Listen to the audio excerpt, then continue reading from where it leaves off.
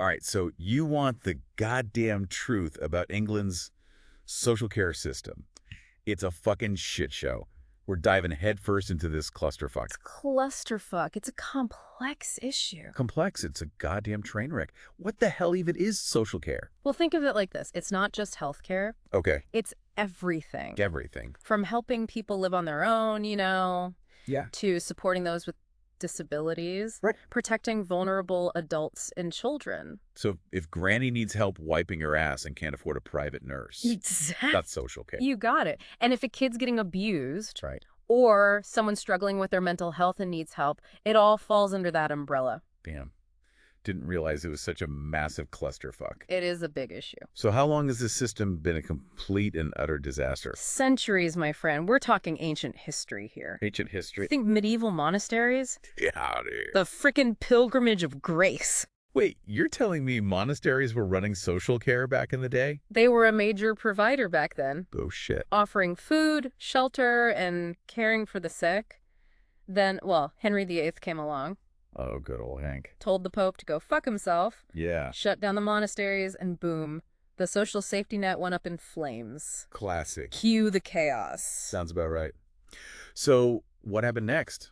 Well, they had to come up with something, right? Yeah. The Tudors came up with those poor laws, Oh, yeah, the peer laws. which basically said local parishes were responsible for taking care of the needy. Passing the buck. Yeah. That's when those workhouse nightmares started popping up. Right? Yeah, I've read Dickens. right? Those places were like Victorian hellholes. They were pretty grim. Understatement. They were supposed to be a solution, Right.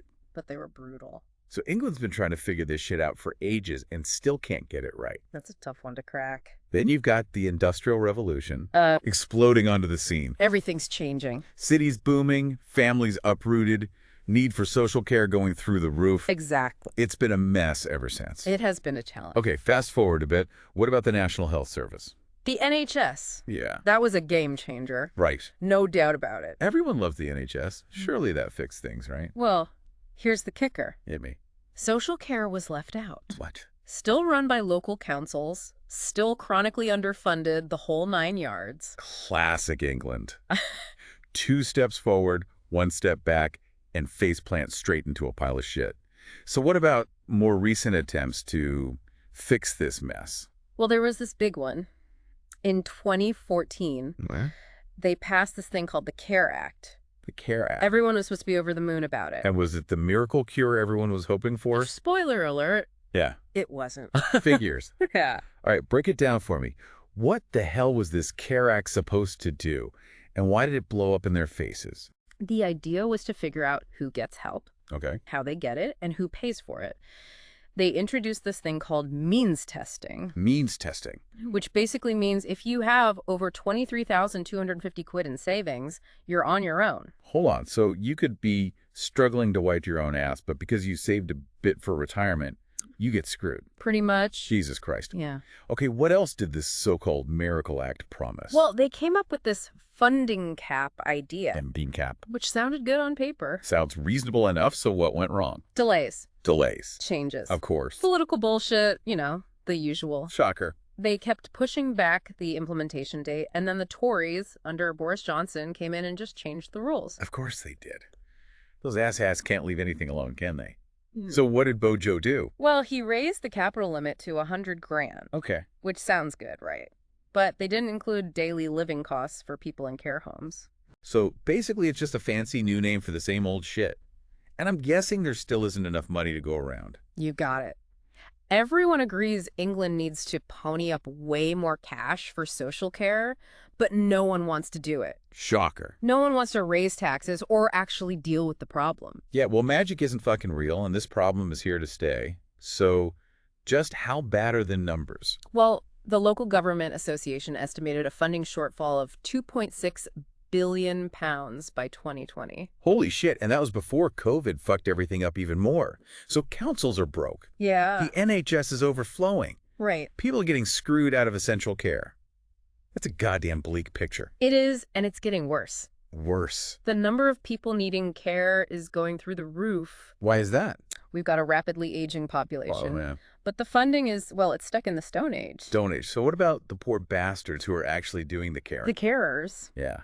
I bet they're loving life right now. Oh yeah, they're rolling in cash. We've got over 1.5 million care workers in England. Oh, that's a lot. Most of them are stuck in the private sector, which tells you everything you need to know. Shit pay. Yeah.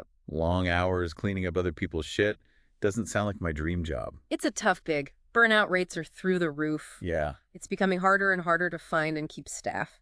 And didn't Brexit throw a whole extra layer of shit on this bonfire? Absolutely. Remember all those care workers from the EU? Yeah. Gone. Yeah. Turns out, well, England can't train enough people to fill the gap. Big surprise. So we're all fucked. Things aren't looking too rosy. The demand for care is skyrocketing. Funding is a joke. The whole system is about to implode. So is there any hope? Or are we all destined to spend our golden years wiping our parents' asses and hoping we don't get stuck in some robot-run nursing home? Well, there are a few potential solutions floating around. Hit me with them. Tax the rich, rob a bank, sell the damn crown jewels. What are we talking about here? Well, those aren't exactly on the table. Okay. Officially, at least. Right. Some people are pushing for a dedicated social care tax. A dedicated social care tax. You know, like hiking up national insurance specifically to fund this stuff. So make everyone chip in a bit more. Wouldn't that piss off all the I've got mine assholes? Oh, absolutely. But polls have shown that a lot of people, even those who would have to pay more, actually support the idea. Probably. They understand that this system is fucked and something needs to change. Getting the politicians on board is the real challenge. Typical. Politicians love to talk, but when it comes to putting their money where their mouths are, well, let's just say I'm not holding my breath. What other bright ideas are they tossing around? Another idea is to finally implement that damn funding cap we talked about. Right. Get it up and running, make sure it actually stops people from being financially ruined by care costs. Didn't Boris try to do that and completely bollocks it up? He did, but there's a chance to go back and fix it, make it actually work. The problem is, it's going to be expensive as hell. So we're back to square one. Pretty much. Who's going to pay for it? Exactly. It's a political hot potato that no one wants to touch. Yeah. Every government for the past 20 years has kicked this can down the road, hoping it'll magically solve itself. Yeah. And we all know how well that's worked out. Speaking of things that won't magically fix themselves, what about all this tech stuff we keep hearing about? The tech stuff. Yeah. Robots taking over care homes and all that. Is that the answer to our prayers? The robots. It's a bit of a double-edged sword. How so? Are they going to be our saviors or our overlords? On the one hand, robots could help with some of the basic tasks, Yeah. like lifting patients, giving out meds, that sort of thing. Right. Free up human carers to focus on the more complex stuff, you know, Okay. the human interaction side of things. But There's always a but, isn't there? there is. The ethical implications are huge. Ethical implications. We really want robots wiping our asses and feeding us our dinner. Good point. What about the human connection, the emotional support? Right. That's so important in care. And let's not forget the job situation.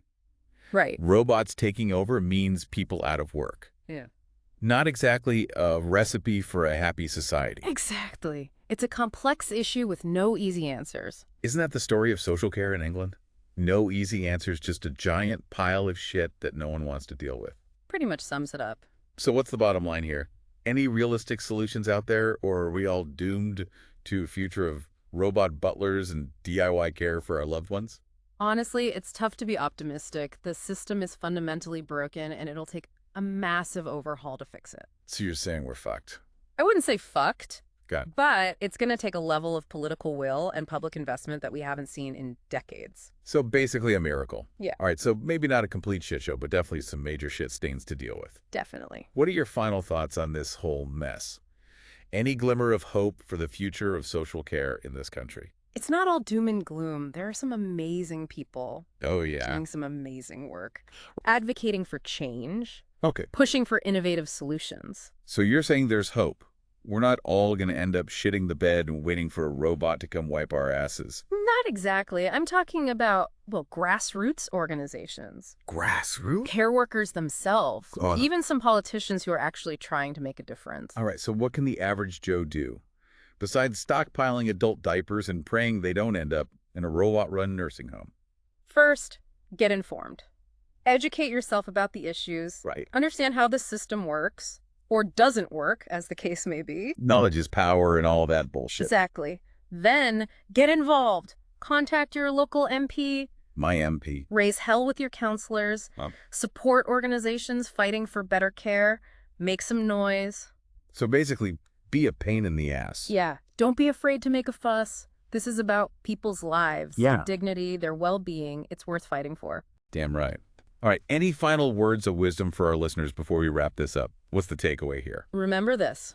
Social care is a human right, not a privilege. We need to hold our government accountable. Okay. Demand better for ourselves, our families, our communities. The future of care in England depends on it. Well, that's some heavy shit to think about. Eh. All right, folks, there you have it. England's social care system, a complex, underfunded, and often cruel mess. But hey, at least we're talking about it. That's got to count for something, right? Until next time, stay informed, stay angry, and for the love of God, check on your grandparents. They might need more than just a cup of tea and a biscuit.